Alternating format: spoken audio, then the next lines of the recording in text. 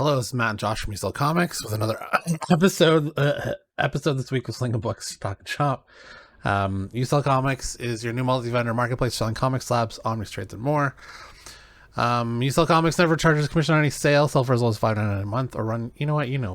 I'm doing this every week. It's fine. Just go to the site. There's a 3-month free trial if you want to buy or sell comics. Just go there. Just do it.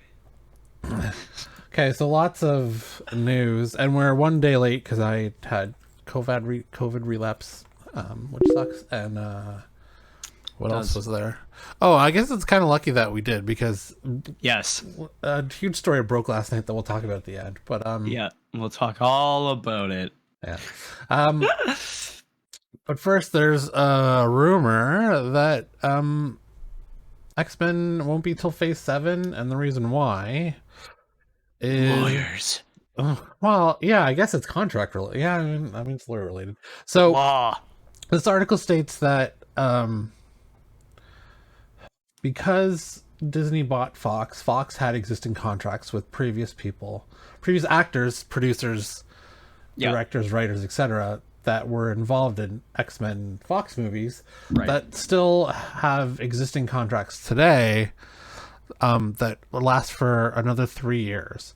So if they were to make X-Men movies or related properties or characters that were in the Fox movies, there might be some legal battles going on with former producers of saying, you can't make this without me attached. I don't think he would do it. He's done, right? Well, yeah, no one's ever gonna hire him again. Yeah, he's cut. They cut. Yeah.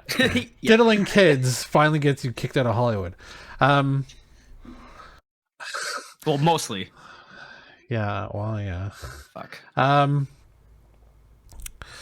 Yeah. So, like, Simon Kinberg, I guess, could like hop back and be like, I was the writer on this many. You have to give me a point on the back end or something. I don't know. He's gonna. Yeah, they're all gonna want something. That's so much money. Yeah. So Marvel Studios appears to have gotten around the problem by using Professor X and Doctor Strange and Ryan Reynolds' Mark with the Mouth in Deadpool 3. But does that mean... So I suppose his contracts could have been different given that Patrick Stewart hadn't been in an X-Men movie in the last... I mean, he was in Logan, but he wasn't he wasn't in First Class. He wasn't in Dark Phoenix, I don't think, even though I didn't watch it, because it's all Charles McCovey, right? Yeah, but I... or McAvoy, or McCovey? McAvoy. Charlie. Yeah. Anyway, Sir Patrick Stewart wasn't in them mostly because he was only in Logan, and that was more than... He was in what, Last Stand? Yeah, but that was like 2008 or something. I'm checking it. Yeah, because original X-Men was 2000. Oh, dude, that is so crazy. Like, it is actually mental that is the case. 2006. Yeah. So Last Stand. It was 2006. Holy mackerel. Yeah. And Ryan Reynolds, I think, probably had a different contract with Fox, given that he, like, pretty much spearheaded the project himself. Yeah. With the design work and the not the cast, but the script and blah blah blah, and it was dead for a while. So, and Marvel seems content to just use him anyways and let him do the Deadpool stuff. So they have no. I don't think they have no problem with giving him whatever points because they're not recasting Deadpool, so they don't have an issue with him wanting money, I guess. But yeah. So it seems like those contracts may take another couple of years to expire, and this is why we might not get X-Men till 2025. So insane. So I imagine they can start filming in 2024, but it can't come out till after 2025. I saw that D3 is supposed to be pretty epic for the Marvel presentation. So yeah, that's what I heard as well. Maybe X-Men's coming at the end of Phase 6 before Kang Dynasty, which I think is into 2025 anyways. So. Yeah. Right. Yes. 2025. Okay, so more visual effects artists are complaining about being pixel fucked by Marvel.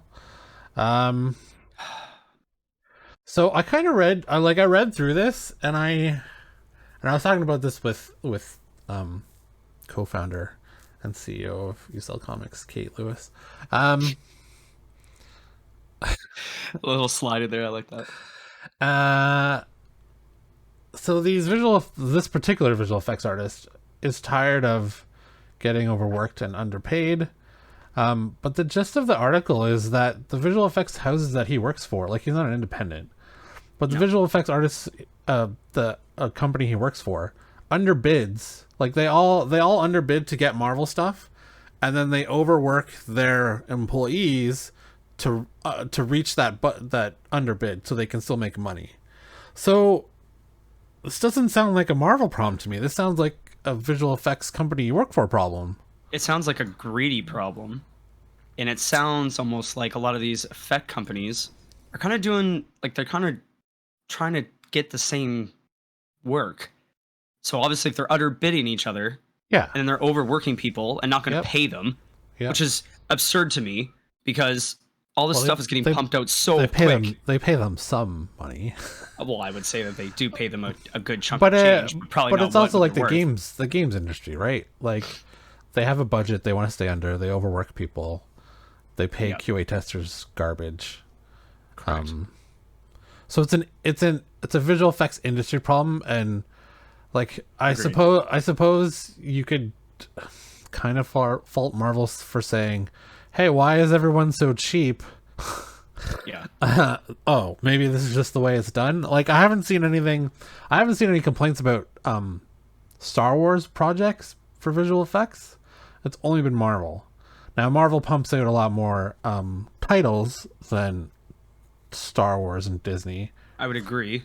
But also, but how many how many effects are you seeing in Obi-Wan Kenobi versus Moon Knight? Like Moon Knight, everything was CGI. Well, so yeah, some location stuff was an Obi-Wan, but they also have that volume mapping technology or whatever, where it's the giant screen behind you, Yeah, right? which So they use for everything now. Yeah, that's all visual effects. I mean, Mando's pretty much never. I think Mando's never on location. Yeah, think I would they be only- curious to see how many on-location shots actually were done with this because I feel like everything was done from that screen. And also, I don't mind it. I'm starting to notice it more. Yeah. But one thing I didn't realize, and I thought that they had shot on location a fair bit, was the Batman. They shot Oh yeah. so much of that Yeah, I read that with the too. screen behind it, and I had Yeah. I had no idea. Well, it's a pretty dark movie too, so it's easy. I would, yeah, that too. It was pretty damn dark. So Yeah. So the main problem that the visual effects artists are saying is that Marvel directors aren't familiar with working with visual effects, and they constantly ask for changes because they can't fully envision what they're looking for, which I would agree would be totally frustrating. Like you want this, and then 2 weeks later you've changed your mind. yeah, You want it to look slightly different, but you can't really articulate what you want it to look like until I keep changing things. I totally get that. That's hugely frustrating. But also, your company should be putting its foot down and saying, you get this many changes. Like in the contract for the app development that we're currently in with, like once it's done, I get so many changes in 2 weeks, and then it's more money. If I want to change something 2 months later, like this is the way I guess it's supposed to work, but but Marvel's just feasting off companies just wanting, I don't know, the prestige of working on a Marvel project for the resume. The company gets it and the people don't. yeah, I have a friend who's in visual effects. He is a freelancer. He used to do it a lot, but he also got fed up with it, and he worked on, I suppose I can say it, and maybe it's on his, I think it's on his IMDb now, but he worked on one project and did some visual tracking shots, and he went to put that in his IMDb page, and the company that subcontracted him said, no, you can't do that. We only get so many spots. for that movie for IMDb listings. What? Like for a credit. So they flagged it and they told him to take it down, that he couldn't post that as him having worked on it. And he didn't get in the credits for the movie either. Like Jesus. there is that too. Like there are so many artists that work on these things that aren't listed in the credits, and you probably don't know they worked on it from their IMDb page, because companies only get so many That's crazy. credits to their name. Yeah. I'd be very interested to kind of know or find out the general ballpark total of how many people are in that position.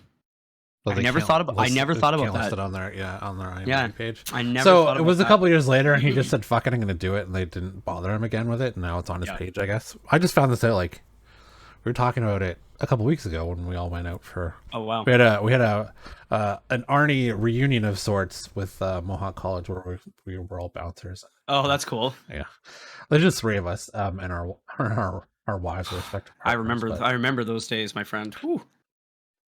Okay, so you're probably happy about this because you did not want to see a reboot origin story, right?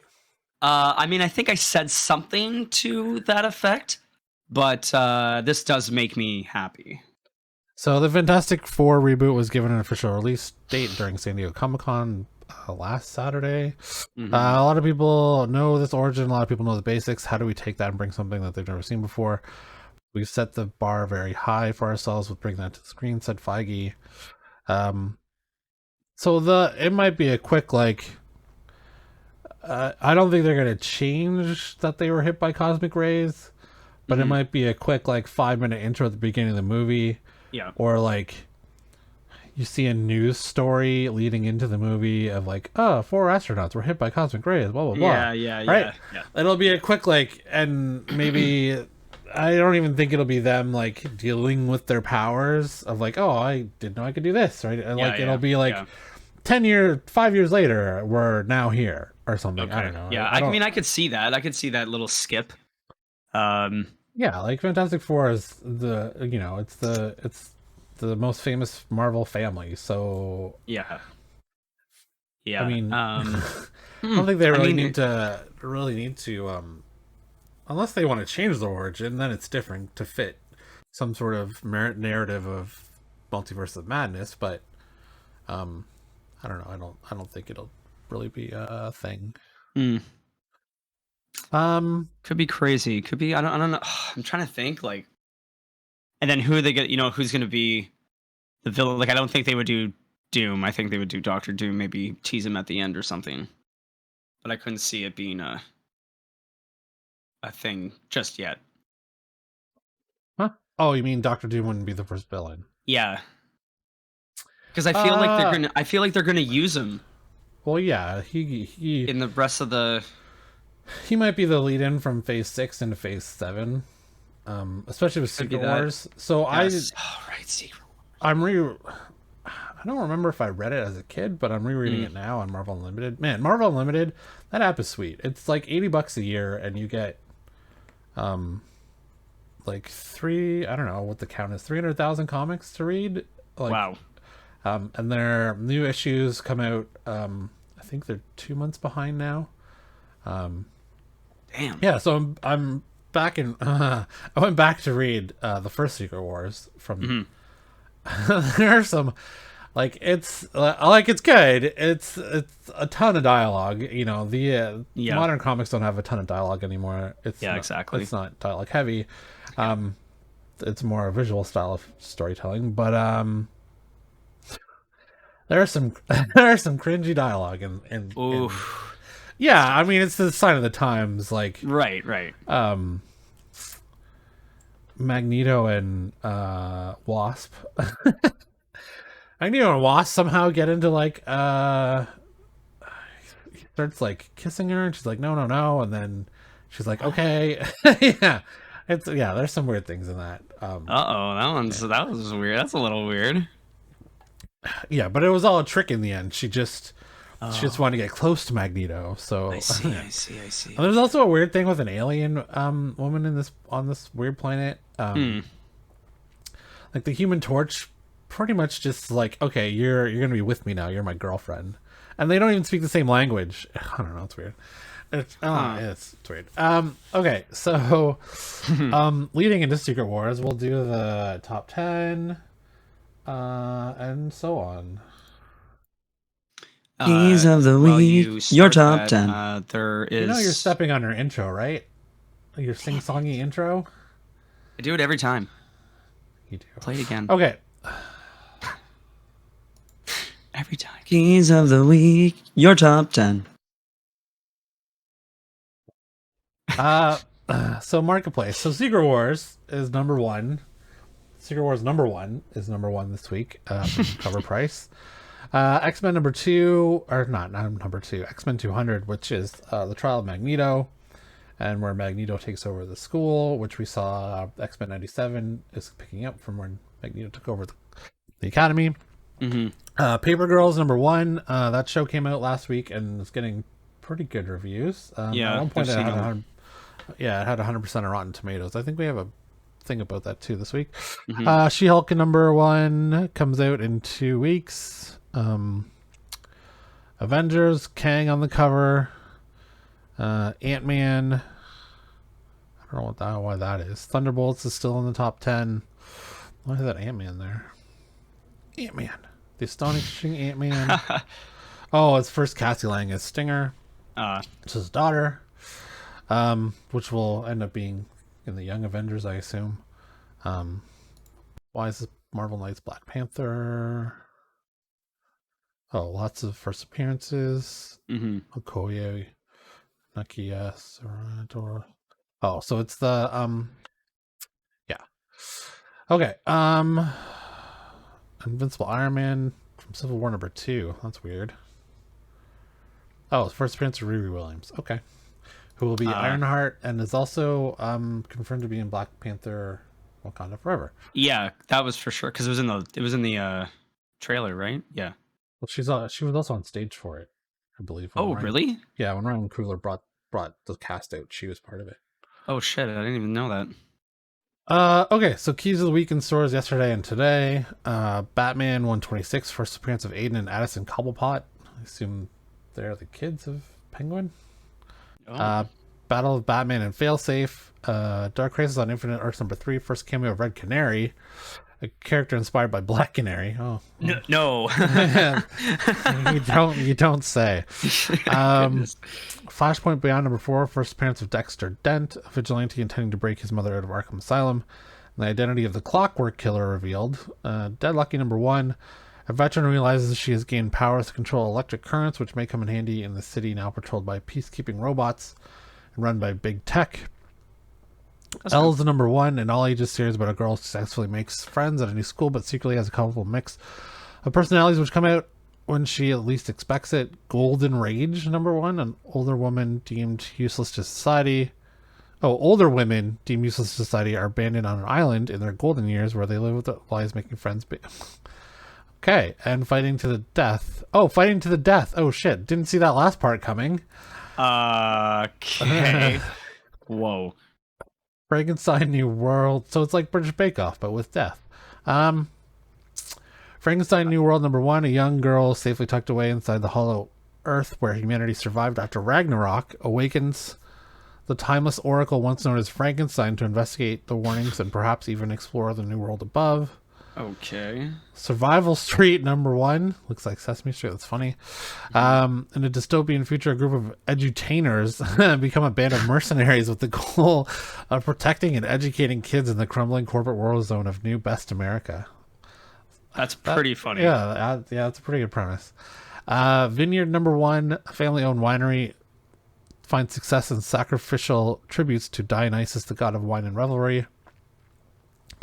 Batman White Knight presents Red Hood number 1, first full appearance of Robin, a girl named Gan working alongside Red Hood. Black Adam, the Justice Society Files, Cyclone number 1, one-shot prequel to Black Adam movie. Sword of Azrael, 6-issue limited series continuing from a story in Batman Urban Legends. Sword of Azrael, Dark Knight of the Soul number 1, one-shot reprinted stories collected from 8 to 10. Oh, so this is just a one-shot leading into this. Edge of Spider-Verse #1, first appearance of Spider Laird, Scottish Spider-Man, first appearance of Spider-Rex. Immortal cover's pretty cool. Yeah. Immortal X-Men #5, variant cover Spider-Man Exodus #5, first appearance of the X-Men 2099, new and existing members. Tales of Suspense 57 reprint. Thor #26, second printing. Batman Killing Time variant. DC vs. Vampires #8 variant. Harley Quinn cool. #18 with the old school Batman cover. Some more variants. Funny enough, she wasn't even didn't even exist back then. So funny. Right. And Poison Ivy #3 variants. Well, yeah. So those are your keys of the week in stores yesterday and today. Yeah. Okay. A couple more items. Miss Marvel has a Reddit burner account to argue with fans. Did you see this? So funny. So funny. I know she says she's tangled with Feige on some things before about the 616 universe. Yeah. I don't know. I would be careful with, like, personally, I'd be careful with that. There could be some. Obviously, there's unfortunately a lot of hate towards Miss Marvel. Even though she was great in it and the show was good. It was not for everyone, but that's fine. It doesn't have to be for everyone. But I don't know. Mental health wise, I wouldn't bother arguing with fans over this. Would you? Oh God, no. Like you're never gonna get anywhere. Yeah. So I mean, it's fun to bicker, right? A little bit back and forth. But I felt like 20 years ago it was fun for me, but now it's not, like... 20 yeyears ago, sure, but not anymore. Like, if anybody has any spare time to argue on Facebook, you got too much time on your hands. Okay, so Avengers King Dynasty will be directed by Dustin Daniel Creighton. Although he won't be doing Secret Wars, he's only doing King Dynasty. He was the director of Shang-Chi and the Legend of the Ten Rings, which was fine. I mean, I enjoyed it quite a bit. I thought it was... It was a little long. Okay. If I recall correctly, it was a little long, but... it was definitely... I felt like the story, they did very well, like just how the story progressed and did everything. Yeah, the story was good. Like, it's by far not one of Marvel's worst movies by any stretch. No. I don't know. A lot of people don't like Awkwafina. I think she's funny, but yeah, I'm so. Are you? That song, that rap song she had is pretty funny. The pussy song. I don't know. Oh yes, I found that. I found that funny. Right. Yeah. So he's shooting Kang Dynasty. So would this mean there's no sequel to Shang-Chi, or is someone else going to do it? No, it's in the works, so it's just one of the projects that they announced. Is it in the works? Because it wasn't. Is it not going to be part of Phase? Well, it's not going to be part of Phase 5. There's 6 to 8 projects that weren't announced. That are. How's he going to do both though? I don't know. Because they're both going to be in Phase 6. It's got to be a different director if there's a sequel to Shang-Chi. I mean, maybe. Okay, but we'll see. So we'll hear more during September's Disney Plus Day. Wow, 1 month away. Wow, is it? Give or take. What day is it? The 3rd of August. No, I meant the actual day. I don't know. Yeah, I thought it was the end of September, like September 23rd or something.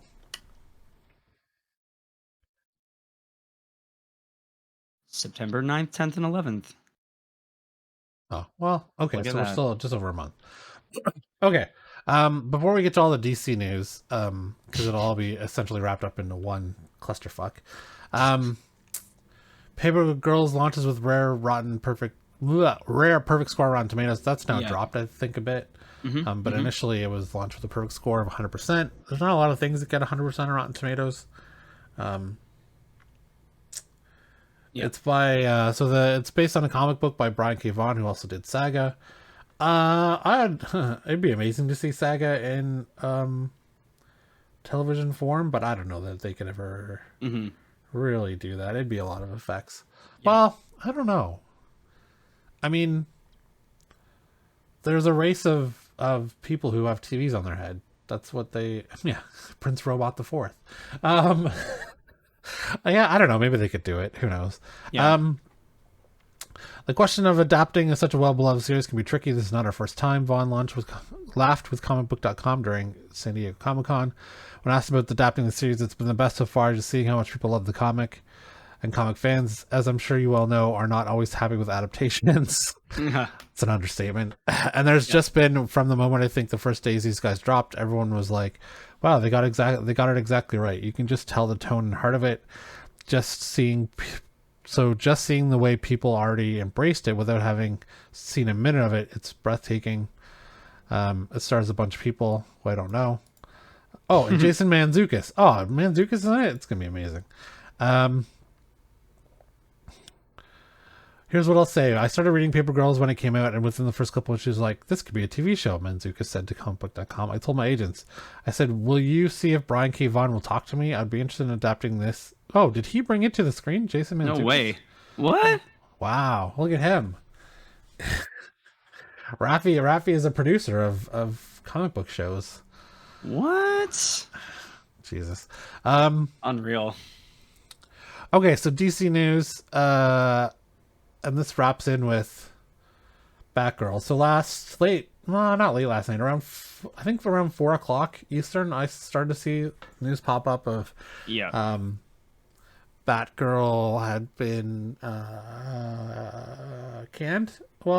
It was already in the can, being axed, I guess, from any release ever. Yes, ever. Warner Brothers had there was a report that came out that said at first it said that what I read was that Warner Brothers didn't think they wanted to do only movie events now with DC and make each release a major event. Okay. And that Batgirl wasn't part of that. So they were going to shelve it. They weren't going to put it out in theaters. They weren't going to put it out on HBO Max. And that they were just going to write off the $90 million that it cost to make it. Then, like an hour later, I saw a new report that they decided to shelve it because they had test screenings that went so badly that the movie was apparently irredeemable and unfixable. And if they released it, it would be a critical disaster. And that's why they decided to shelve it. From what I could find of people who were apparently said they were in the test screening, the only two good things about the movie were J.K. Simmons, who came back as Commissioner Gordon. Batman, Michael Keaton was supposed to be in it, or is in it. He's really only in a couple scenes and not really have any major scenes. Other than the end, which he helps out Leslie Grace fighting Firefly, I guess. But the other high point was Brendan Fraser as Firefly. Apparently he was good. Which this is the only reason why I wanted to watch this movie was to see Brendan Fraser as Firefly. Yeah, I just wanted to see what his take on it was. I also agree. But now we'll never know. So the two directors were directors that did the first two episodes of Miss Marvel. So maybe one day we'll get like a post game of like what the fuck happened to this movie. Yeah. Like, was it COVID and the script was bad and they tried to do their best with reshoots, and I don't know, like. Well, apparently, I guess one of the producers that is with the WB is the one that made a lot of changes to a lot of certain properties, and I guess one of them, obviously, I guess because I don't even know the ethnicity of this girl, but I know that as soon as it was announced, Leslie Grace. Yeah. Oh, yeah. People started complaining, and it's just like, yeah. So I guess. So people do. Yeah. So I guess with that, and I guess the script. I guess the script was. It was very bad. Like extremely not good. And I guess the producers did, meddle a lot in to make it worse. yeah, like they thought that, oh yeah, we need this and we need that, and this is happening right now, so make it like this. And instead of looking to the comics, they were just like, yeah, okay, and they did a giant metal spider. They did a bunch of dumb shit, and now they're paying the price, I guess. But well, I don't think the producers are paying the price. They already got paid. Correct. Yeah, this is a WB for sure. Oh yeah. Well, yeah, anything that was tied in contract-wise to get a percentage from release or whatever. Yeah, that's true. Bye. So the New York Post claimed that after the test screenings played into the decision, it said this is the end of DC as a hobby. So as like mildly, I wouldn't even say mildly disappointing, as like, that's too bad. Of like, oh, we'll never get to see that. Maybe now WB actually takes DC as seriously and builds a proper universe. I mean, ideally you would think so, right? But I mean, I think we're at the precipice now where certain projects are continuing and or taking snippets or whatever from the previous universe, and that just goes to show with the article that we had listed previously to this one, which you just briefly touched on, and that's Ben Affleck coming back as Bruce Wayne again, which he said he didn't want to do, right? Yeah, he's done it twice now. He said he didn't want to do it. He's done it twice. Affleck looks hammered in this pic, by the way. Either that and probably stoned out of his mind. Momoa looks baked. So, like, they're obviously just both completely fucked up. Momoa is definitely, he's fine. He's right in the position where he wants to be. And, dude, I don't know. I think maybe Affleck is like, fuck, J-Lo needs some extra daddy money, and I gotta get to work. She's got enough of her own money. Yeah, I know. But he's gotta compete, Well, listen, Ben Affleck's supposed to be sober, so maybe this is before he went to... Are you serious? Oh, yeah, he went to rehab. He's supposed to be sober now. This might have been taken before... Then he's high. He's just high off weed, then. Oh, they don't count that. Well, yeah, that doesn't count in the terms of sobriety in Hollywood. Weed doesn't count. So, the reason... So this all leads back to Batgirl, I guess, and the Flash, in that the Flash was supposed to be released before Aquaman 2. So Keaton would have been introduced as Batman. Right. When they switched that, Keaton's scenes in Aquaman 2 didn't make sense anymore. Because he hadn't been introduced into the multiverse from the Flash. Right. So they cut Keaton out and brought Ben Affleck to do it when they switched release dates. So... So now Aquaman 2 will be affected by the Flash, although they probably didn't write a whole lot of that into the script, even though it's coming afterwards. Or before now. So if the Flash was before... Yeah, this is so confusing. Yeah, so if the Flash was before, and Keaton was in Aquaman 2, they had to have made some decent changes to the Aquaman 2 script to change it back to Affleck's Batman, because it would have been hugely affected by Keaton's Batman being there, and not like, what's Aquaman gonna do? Like, hey, just regular Batman who is new and same guy, I think. I don't know. You're wearing a mask. I don't know. Are you the same Batman? Like, you're wearing a different suit. Like, there's got to be some major changes to that script to reflect the date change and putting Affleck back in, and then. Following that, are there changes in the Flash movie to reflect that Affleck came back as Batman in Aquaman 2 before the Flash? I don't even know if you could even count the Flash movie as a thing at this point. Like, I can't. Like, there's just so many things that have changed. Why am I so pink? I'm getting all worked up over here. Blood pressure. Yeah. Oh my God. Yeah.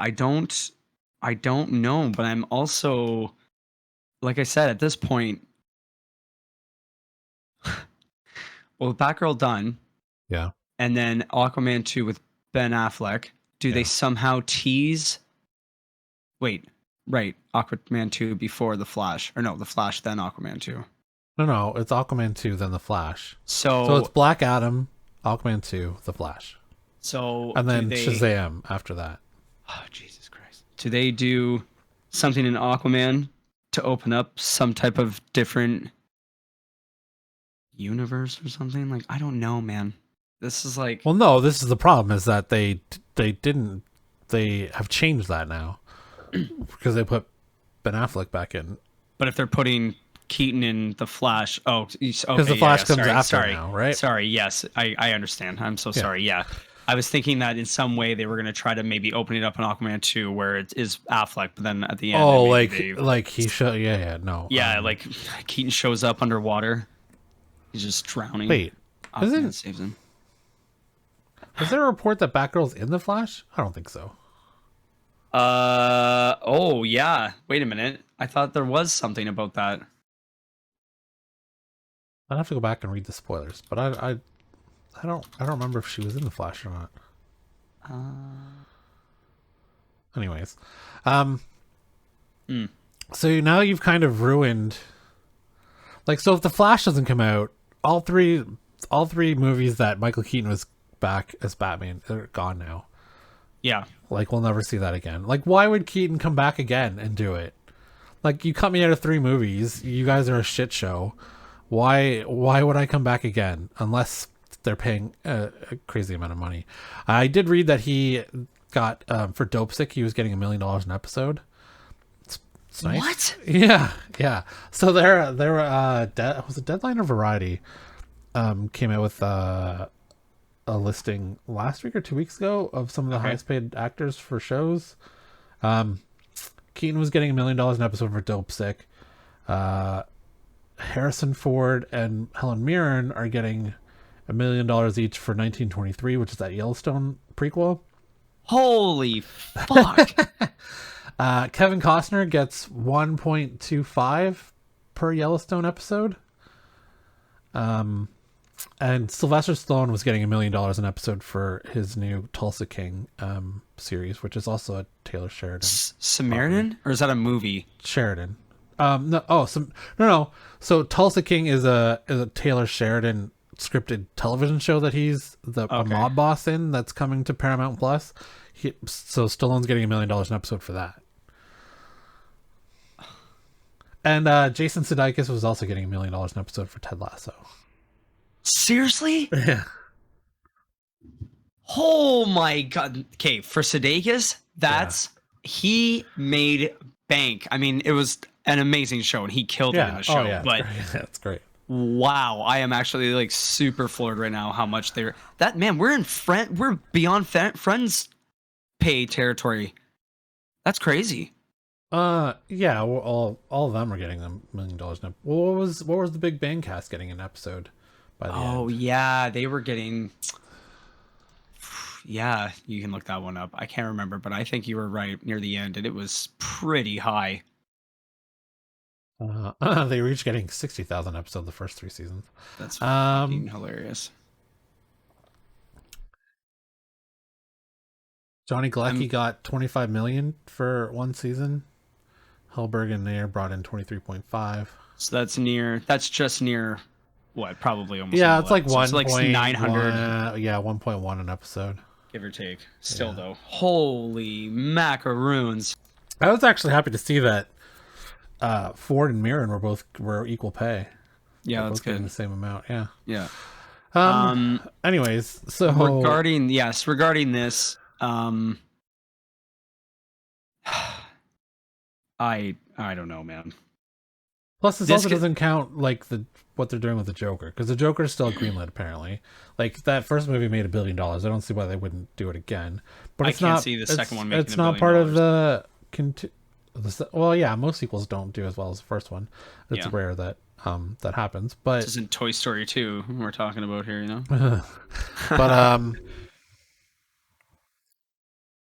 yeah, like how do they course correct with, like, Black Adam's gonna do probably huge.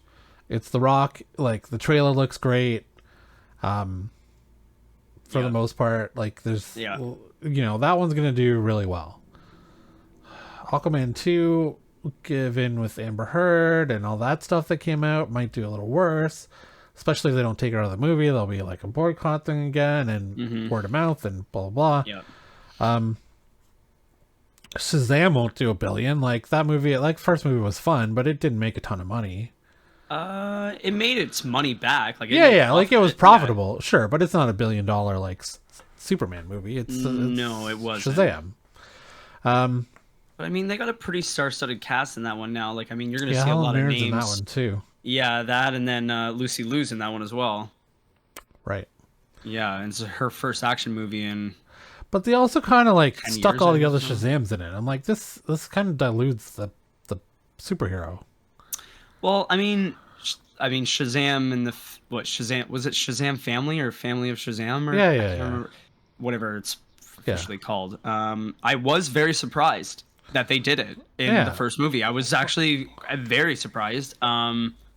And it looks obviously like they're going to explore that a little bit more, but they are also going to do basically, even though they all have, superpowers and whatever, Billy Batson, the sweet boy that he is, kind of most of the time, still feels, not like in a family or not connected, right? So I'm sure they're going to explore him being like a little bit of a loner. Yeah. And his other, family members doing other good deeds and whatever. But I don't know. Zach Levy does pretty good. I think he kills it. I think he does very well as Shazam. Apparently not a great person though in real life. Really? He does that thing for cleft palates though, I thought. We we actually did a thing for Shazam, the first one. Oh, it only made $365 million worldwide. Huh. How about that? I thought it made way more than that. On a budget of $100 million. So yeah, it made its money back, but it wasn't a huge hit.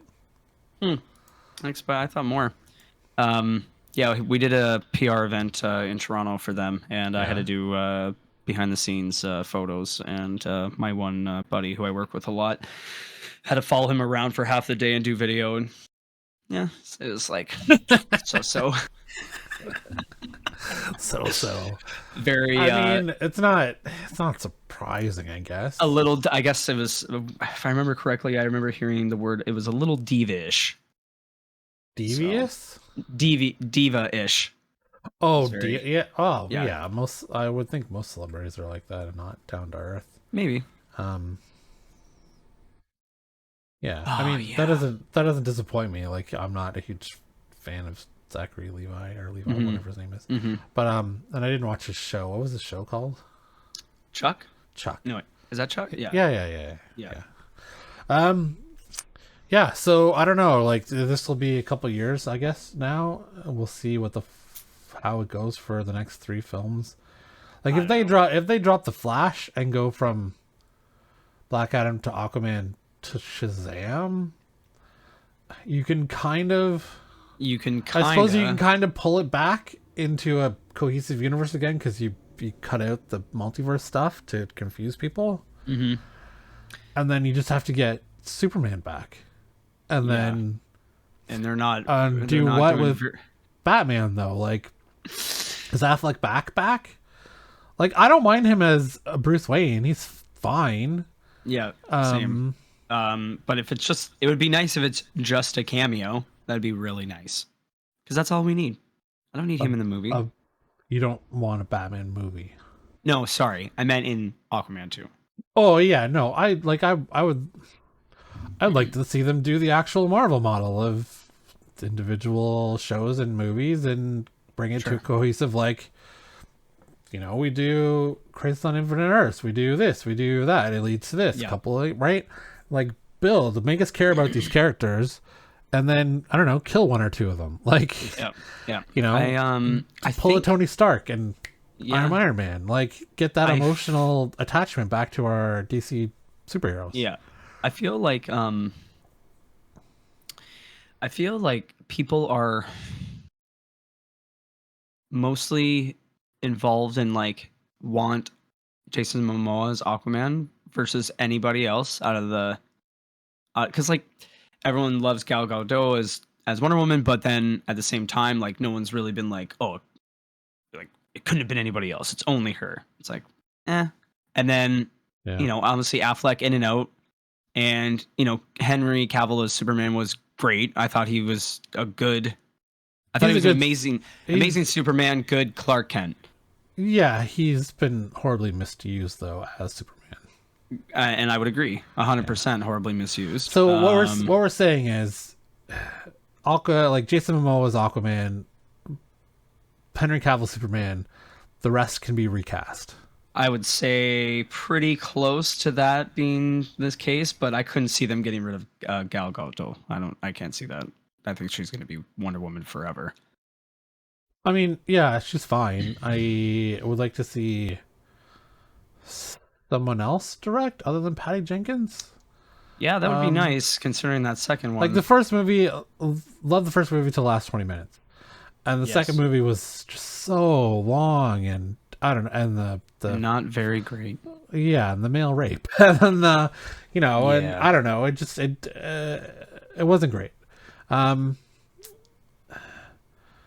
So could we get another, like, maybe, I don't know, maybe Bryce Dallas Howard has a take on it, or Chloe Zhao, or another strong female director. Olivia Wilde is also another female director who's got some pull. Although I read she's in a bit of trouble with Florence Pugh though. She directed that movie Don't Call Me Darling. What happened? yeah. So now we're at Celebrity Gossip of the Week. So she has a movie coming out that looks pretty good. It's a little creepy with Chris Pine, Harry Styles, Florence Pugh, and she's also starring in it. And she I guess started an affair with Harry Styles while she was still married to Jason Sudeikis on the set. And she was neglecting her duties as a director, and Florence, I guess, was pretty upset about that, according to news websites. Whatever. It's no one's business. As long as you're doing your job professionally, it's no one's business who, and if you're a shitty person if you're still married and you don't, like, if you're not separated and you're doing, I don't know, it's whatever, just do your job and I don't care about the rest. And if you can't do your job, then fucking remove yourself, ding dong. So that's fine, but so I guess Florence said she wasn't doing her job, so that's the gist of it. I could see it. What, her not doing her job because of Harry Styles? Well, just kidding. Just neglecting her. Oh, yeah. Well, too busy with other stuff. Yeah. Who else could do a good Wonder Woman movie? What's her name from Fleabag? Phoebe Waller-Bridge. I'd see her. Yes. I like to see her like comedic take on a Wonder Woman. It doesn't always have to be serious, although it's DC, so it's got to be dark. I don't know. Shazam was pretty light. I gotta say that's the lightest one. No. You're right about that. That wasn't really. That was the outlier. I think so. Anyway. Yeah. Anyways. Okay. So that's the DC disaster for this week. I'm sure there'll be more to come after the fallout of Batgirl. Ezra Miller, where are you? He posted, like, I think a month ago, something about "You Can't Get Me" or something like that, and then oh my god, dude. But we also, I expect we'll hear something about Green Lanterns, because that was a greenlit HBO Max show that was supposed to have like almost all the Green Lanterns in it, and take place in different periods. Like Guy Gardner was in it, and I think Jon Stewart was in it. So I guess we'll hear about that. And also, the Batman 2 wasn't announced at SDCC, and also I saw Colin Farrell said Matt Reeves is not involved in the Penguin show, but is that still a thing? It should be, and he was supposed to be involved, which kind of makes me a little bit worried now. But like they just are pushing him to do Batman 2. So like, well, I think he's doing another project right now, Matt Reeves. He's not doing Batman 2 right away. I mean, that makes sense. What's he doing? Colin Farrell says, yeah, I won't direct. Okay, so he's not going to direct, but he's still like all over it, apparently. That's what he said. Just looking through to see if there was anything that he announced, and it's just all Batman stuff. So yeah, I'm not sure what he's doing next. But yeah. Yeah. So we'll see. Anyways. We will see. We will see. Okay, well, that's it for this week. We'll be back next week. Yeah. Okay, thanks.